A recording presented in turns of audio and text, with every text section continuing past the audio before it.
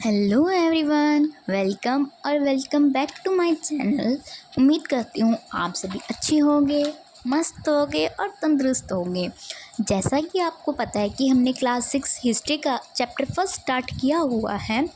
हमने पिछली वीडियोस में काफ़ी टॉपिक्स कर लिए हैं। आज हम इस वीडियो में एक नया टॉपिक स्टार्ट करेंगे जिसके बारे में हम पता करेंगे कि हमें पास्ट के बारे में कैसे पता चला। जो हमारी पास्ट में जो बातें हुई जिसे हम हिस्ट्री कहते हैं, वो सारी बातें हमें कैसे पता चली, वो कैसे कौन से सोर्सेस हैं जिससे हमें हिस्ट्री के बारे में पता चला कि ऐसा ऐसा हमारे पास्ट में हुआ था। तो आप अपनी बुक खोल लीजिए और उसमें आपका एक टॉपिक होगा finding out about the past, ठीक है। और कुछ सोर्सेज हैं जिसकी वजह से हमें हिस्ट्री के बारे में पता चला कि हमारे पास्ट में क्या घटित हुआ था। तभी तो हमें कई हज़ार साल पहले वाली बातें अब पता चल रही हैं। वो कैसे पता चल रही हैं? क्योंकि हमारे पास कुछ ऐसे सोर्सेज हमें मिले थे जिसकी वजह से हमें पुरानी जो बातें हो चुकी हैं उसके बारे में पता चला, हिस्ट्री बन गई जो, और हमें पढ़नी पड़ रही है। तो सबसे पहला सोर्स है मैन्यूस्क्रिप्ट्स। अब आप पूछोगे कि ये मैन्यूस्क्रिप्ट्स होता क्या है? बुक्स रिटन लॉन्ग एगो, ये बुक्स होती है जो काफ़ी समय पहले पुरानी लिखी गई हैं, ठीक है। दे आर हैंड रिटन, ये क्या है? हाथ से लिखी गई हैं। जो मैन्यूस्क्रिप्ट्स हैं वो हाथ से लिखी गई बुक्स हैं। Manuscripts this comes from the Latin word Manu meaning hand. जो मैन्यूस्क्रिप्ट्स वर्ड है वो लैटिन वर्ड से आया है जिसका मतलब है मनु, मतलब हैंड, मीनिंग हैंड, ठीक है। आगे क्या लिखा है? They were usually written on palm leaf और on the specially prepared bark of a tree known as birch which grows in Himalayas. पहली बात तो आप यहाँ पे आपको ऐसे लग रहा होगा जैसे बैंक लिखा हो, ये बैंक नहीं लिखा हुआ, बार्क लिखा हुआ, उधर बार्क कर लेना, ठीक है। और आपको इस लाइन से पहले मैं आपको एक बात बता दूँ कि पहले ना एब्सेंस ऑफ पेपर थी, मतलब पहले पेपर वगैरह, पेपर पेन नहीं होते थे, तो लोग कैसे लिखते थे? लोग लिखते थे जैसे लीफ पे लिख दिया।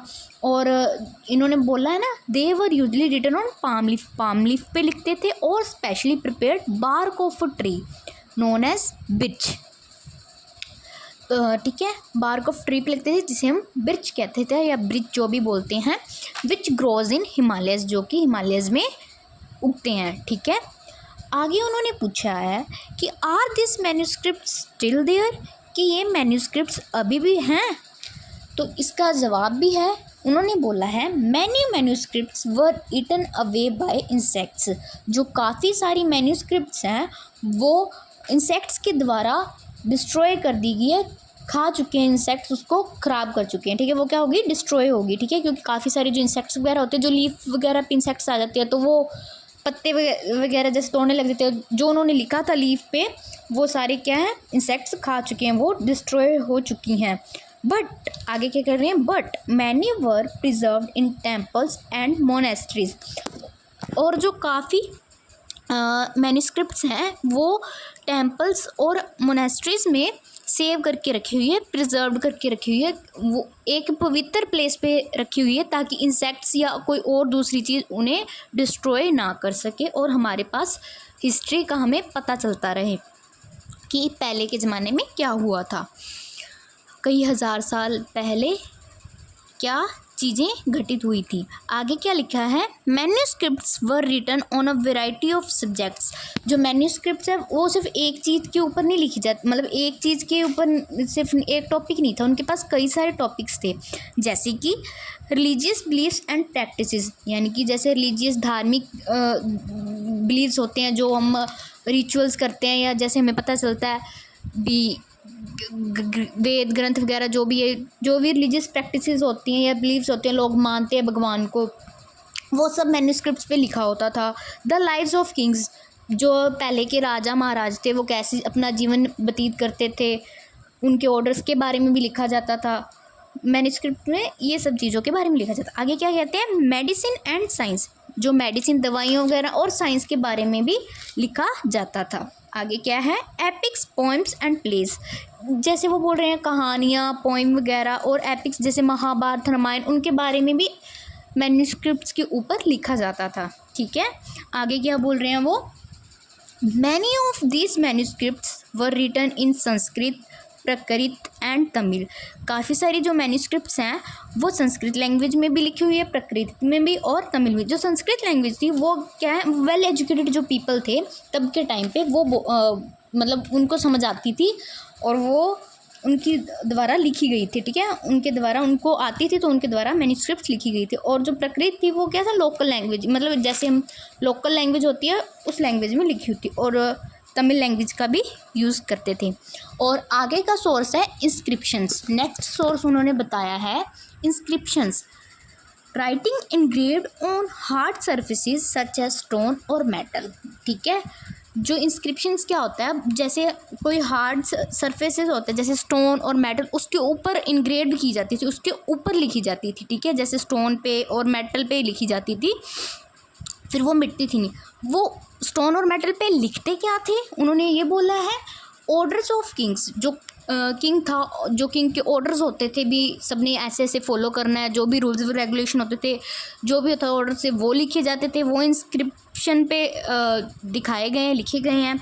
लाइफ ऑफ द पीपल, लोगों की ज़िंदगी के बारे में लिखा जाता था, जैसे कि किंग, क्वीन एंड अदर्स, मतलब राजे महाराजों की ज़िंदगी के बारे में लिखा जाता था, और कई लोगों के बारे में भी लिखा जाता था। Record of victories in battles, जो विक्ट्रीज हम जैसे बैटल अगर हम जीत जाते हैं और उसके बारे में भी इंस्क्रिप्शंस पे लिखा जाता था। ठीक है, वो सभी रिकॉर्ड करते हैं, मतलब रिकॉर्ड एक बनाकर रखते थे। ठीक है, आगे क्या बोल रहे हैं वो, what was the advantage of writing on stone. बोल रहे हैं क्या एडवांटेज है, मतलब क्या हमें बेनिफिट क्या होगा हम अगर स्टोन पे लिखें तो। ठीक है, तो सबसे पहली बात कि वो डिस्ट्रॉयड नहीं होंगे। ठीक है, जैसे हमने पहले मैन्यूस्क्रिप्ट्स के बारे में पढ़ा, वो डिस्ट्रॉयड हो जाते थे क्योंकि इंसेक्ट्स खा जाते थे। अब इसमें क्या है, अगर हम स्टोन या मेटल के ऊपर कुछ लिखते हैं तो उसका क्या फ़ायदा होगा, हमें क्या एडवांटेज मिलेगी कि वो डिस्ट्रॉय नहीं होंगे, पहली बात तो। ठीक है, सर्वाइव फॉर लॉन्ग टाइम और टर्म। ठीक है, ये काफ़ी लंबे समय तक चलेंगे। ठीक है, इसको, क्योंकि ये जल्दी तो डिस्ट्रॉय होते नहीं है। आगे आपकी बुक में एक पिक्चर बनी होगी, आप उस बुक में अपनी पिक्चर को देखना, उसमें क्या लिखा हुआ है, एन ओल्ड इंस्क्रिप्शन। ये काफ़ी एक पुरानी इंस्क्रिप्शन है। This inscription dates to about 2000 to 1500 years ago and was found in Kandahar, present day Afghanistan. ठीक है, ये मतलब काफ़ी ईयर्स एगो ये मिली थी। ठीक है, और वाज फाउंड इन कंधार में मिली थी, प्रेजेंट जिसे हम बोलते हैं अफ़गानिस्तान बोलते हैं जिसे। ठीक है, अब कहाँ है Afghanistan. It was inscribed on the orders of A ruler named Ashoka.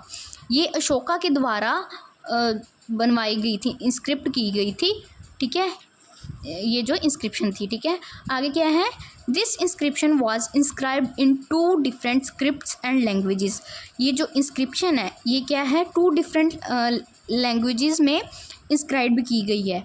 एक तो है ग्रीक जो कि आपकी टॉप में लिखी हुई है। ठीक है, एंड अरेमिक वो बिलो लैंग्वेज है। ठीक है, विच were use in this area, जो कि ये है इस लैंग्वेज इस एरिया में यूज़ की जाती थी। ठीक है, उम्मीद करती हूँ गाइस आपको ये वीडियो अच्छी लगी होगी। अगर आपको ये वीडियो अच्छी लगी हो तो please like, share and subscribe to my channels. Thank you for watching.